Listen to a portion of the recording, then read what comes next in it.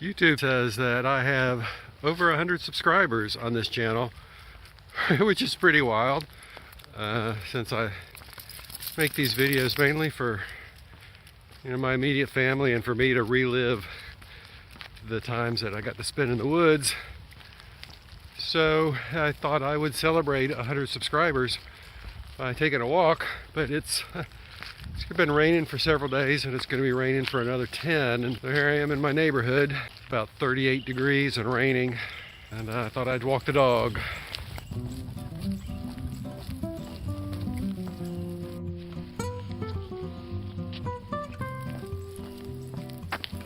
She seems to want to hurry up and get home.